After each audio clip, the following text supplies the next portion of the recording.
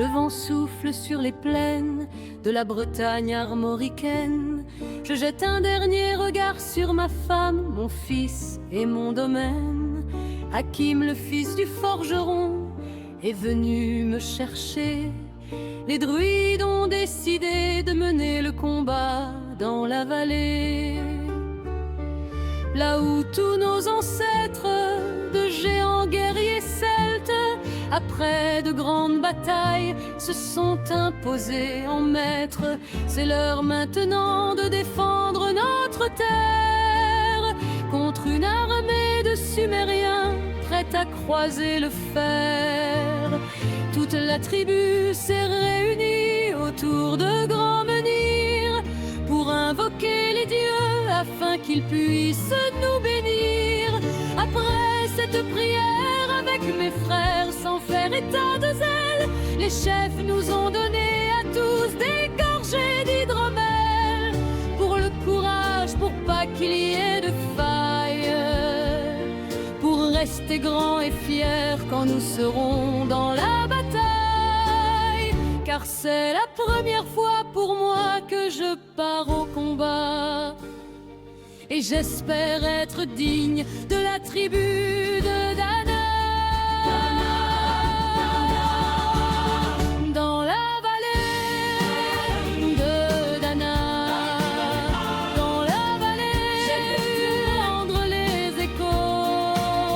Dans la vallée de Dana, dans la vallée des champs de guerre près des tombeaux.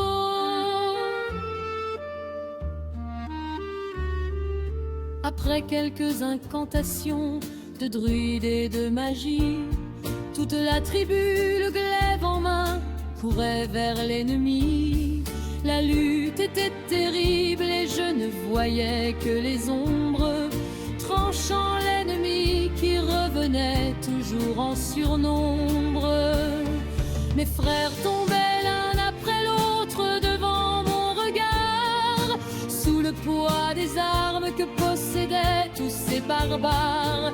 Des lances, des haches et des épées dans le jardin d'Éden, qui écoulait du sang sur l'herbe verte de la plaine, comme ces jours de peine où l'homme se traîne à la limite du règne du mal et de la haine. Fallait-il continuer ce combat déjà perdu? Mais telle était la fierté de toute la tribu. La lutte a continué comme ça jusqu'au soleil couchant, de férocité extrême en plus d'acharnement. Fallait défendre la terre de nos ancêtres enterrés là, et pour toutes les lois de la tribu de Dana.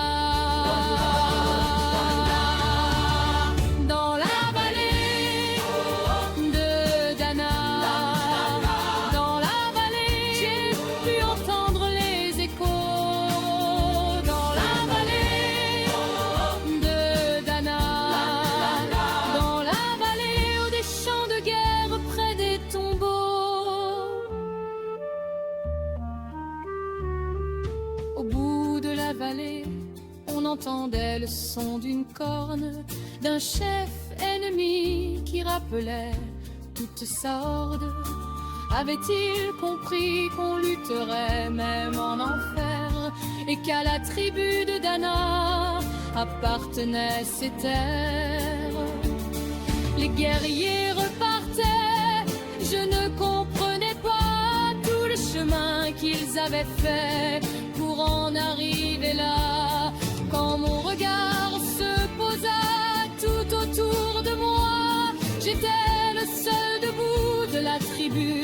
Voilà pourquoi mes doigts se sont écartés tout en lâchant mes armes, et le long de mes joues se sont mises à couler des larmes. Je n'ai jamais compris pourquoi les dieux m'ont épargné de ce jour noir de notre histoire que j'ai compté. Le vent souffle toujours sur la Bretagne armoricaine. Et j'ai rejoint ma femme, mon fils et mon domaine. J'ai tout reconstruit de mes mains pour en arriver là. Je suis devenu roi de la tribu de Dana.